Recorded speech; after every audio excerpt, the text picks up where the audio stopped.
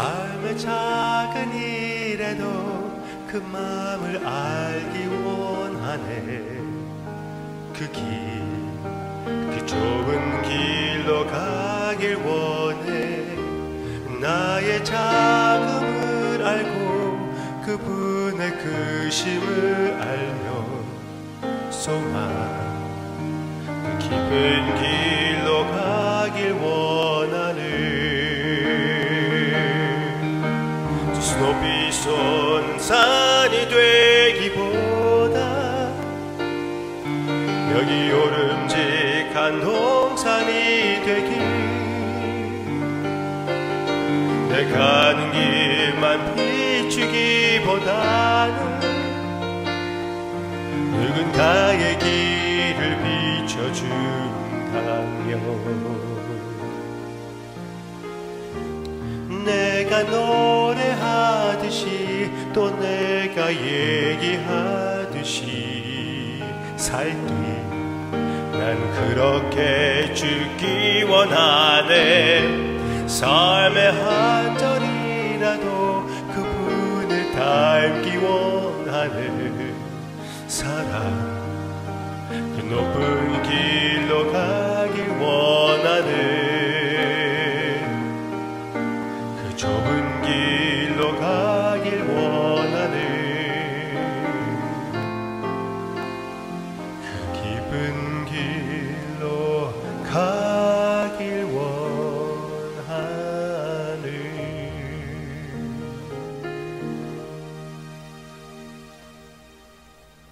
어디든지 주님께서 함께 가시는 길로 가기를 원해요. 이 시간 주님의 말씀을 묵상하고 주님의 사랑의 눈빛을 바라볼 때 그 빛 아래 우리의 삶도 변하게 해 주시옵소서. 모든 불평과 원망의 마음을 다 버리고 오직 주님께서 나를 받아주신다는 그 은혜 자체로 감격하여 변화가 되게 해주세요. 예수님의 이름으로 기도합니다. 아멘. 잠언 18장 22절 여러분들이 동의하는가 한번 생각해 보시기를 바랍니다. 잠언 18장 22절 아내를 얻는 자는 복을 얻고 여호와께 은총을 받는 자니라. 아내를 얻는 자는 복을 얻고 여호와께 은총을 받는 자니라. 동의하십니까? 아내를 얻는 것이 은총을 얻는 것입니까? 복을 얻는 것입니까? 나의 남편, 나의 아내를 볼 때 복덩이라고 생각할 수가 있습니까? 좋은 거죠. 좋은 거죠. 결혼 생활을 할 수 있다는 것은 내가 한 사람의 것이고 그 사람이 나의 것이라는 것, 얼마나 귀한 사실입니까? 한 분은 아침에 삶의 낙 중에 하나가, 삶의 축복 중에 하나가 아침에 아내가 만들어주는 커피를 마시고 직장에 나아가는 것이라고 얘기를 합니다. 그거 좋죠. 귀하죠. 하루 종일 너무나 힘들고 애들이 많이 스트레스를 줬는데 밤에 남편에게 나의 마음을 털어놓고 다 얘기할 수 있는 것 축복이죠. 복이죠. 그런데 이것을 우리가 제대로 해석하지 않고 잘못 적용할 수도 있다고 생각이 되고 항상 복으로 느껴지지 않을 때가 있지 않습니까? 특히 막 다투고 있을 때 다투지 않는 부부가 어디 있습니까? 건강한 부부들은 내가 건강한 두부라고 할 뻔했는데 건강한 부부는 진짜 이거는 건강한 부부는 다툽니다. 다투는 경우가 많이 있어요. 왜? 솔직하니까 서로. 그렇죠? 그러다가 보면은 내가 말실수할 수도 있고 마음에 상처를 줄 수도 있고 그러다가 보면은 그 다툼이 좀 오래 갈 수도 있고 한 방에 자지 않게 되는 경우도 있고 제대로 밥 먹지도 못하는 그런 경우도 있고 복이 안 될 수가 있습니다. 여기에 그 하나님께서 주신 이 디자인, 하나님의 형상을 따라 만드신 이 가족, 이것을 생각할 때 아내를 받는 것이 복을 받는 것이고 은총을 받는 것이라고 했는데 이게 솔로몬의 잠언이라면은 솔로몬은 너무나 좀 지나치게 이것을 적용한 것 같지 않습니까? 1000명의 아내가 있었어요. 1000명. 7명은 정식 아내. 300명은 첩. My goodness.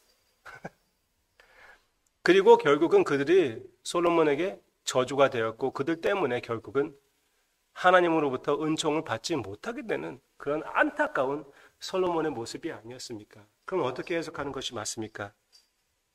여기에서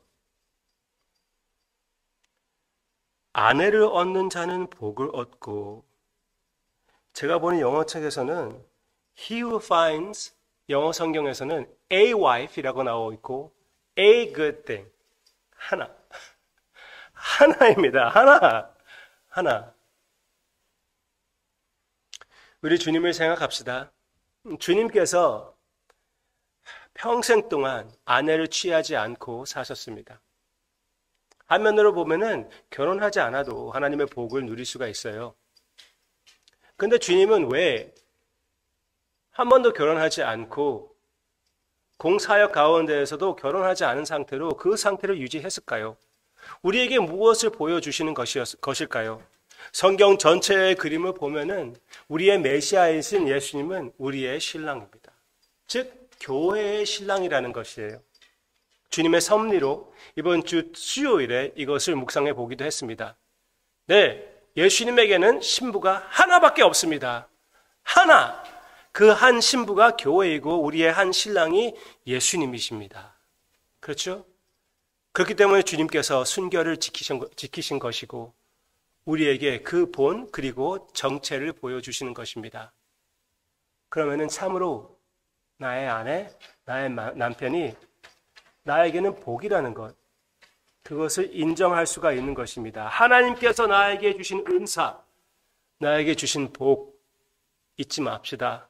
특별히 어려울 때, 특별히 다툴 때 오히려 이 다툼을 통하여 더 주님을 닮아갈 수가 있고 그리고 우리의 사랑도 더 깊어질 수가 있다는 그 사실을 기억하시기를 바랍니다. 일단 믿음으로 시인하시기를 바랍니다. 내가 무슨 남편, 무슨 아내가 있든지 아내가 나의 곁에 있든지 그 아내, 그 남편이 하나님께서 주신 복이라는 것을 기억하기를 원합니다. 그런데 그 다툼이 오래가고 다툼이 마음속에 썩어지는 그런 구석이 될 수도 있지요. 네, 그럴 수가 있습니다. 그런 것도 하나님의 복입니까? 네, 복입니다. 복이에요. 어떤 면으로 복입니까? 내 자신이 주님 앞에서 더욱 근신하고 자라나아갈 수가 있는 것입니다.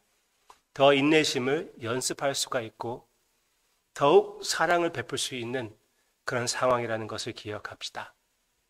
또 이 결혼 생활이, 이 결혼 자체가 순간적인 것이에요. 물론 그 다툼도 순간적인 것이고 이거 지나면은 여러분들의 사랑이 더 깊어질 수도 있고 더 깊어지지 않고 항상 썩어가는 그런 결혼 생활을 하게 된다 해도 사실은 우리 결혼은 순간적인 것입니다.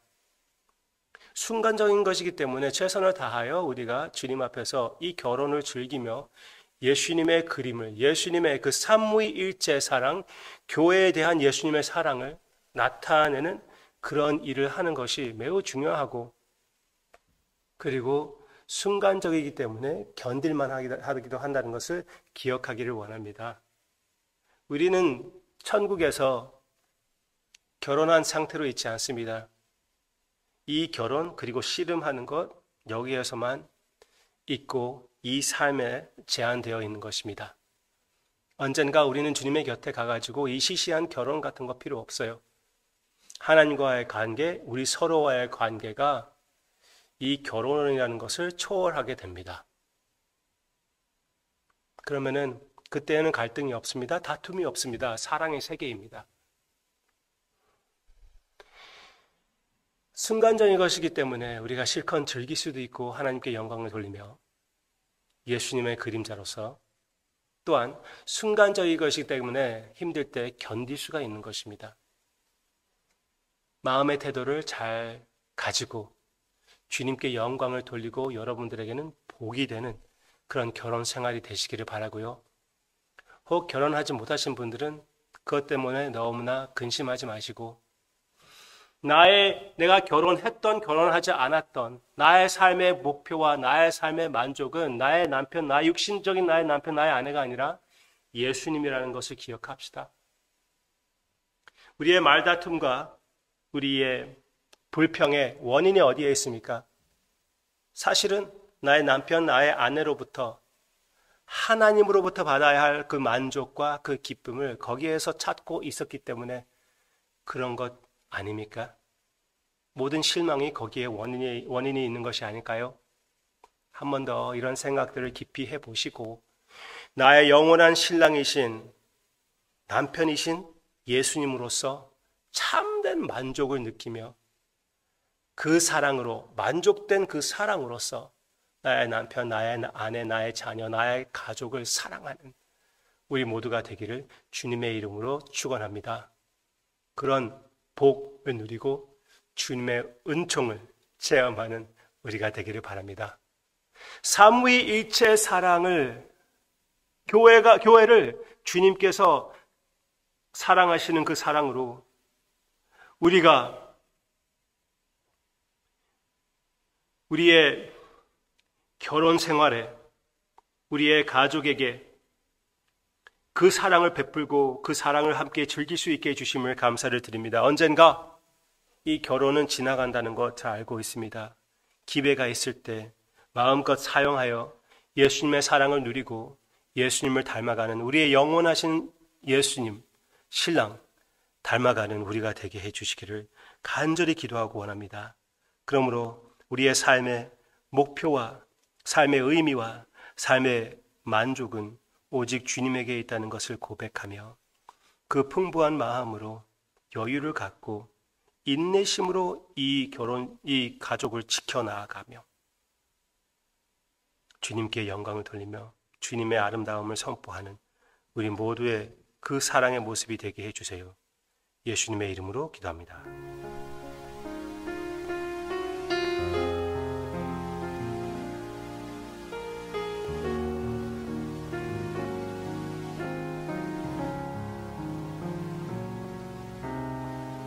아침 안개 눈앞 가리듯 나의 약한 믿음 의심 쌓일 때 부드럽게 다가온 주의 음성 아무것도 염려하지 마라 빗줄기에 바위 베이듯 나의 작은 소망 사라져 갈 때 고요하게 들리는 주의 음성 내가 너를 사랑하노라 외로움과 방황 속에서 주님 앞에 나갈 때에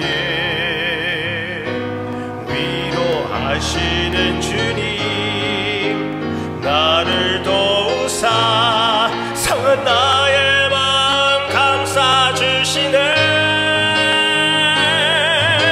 십자가의 보혈로서 주의 크신 사랑 알게 하셨네 주님께 감사하리라 언제나 주님께 감사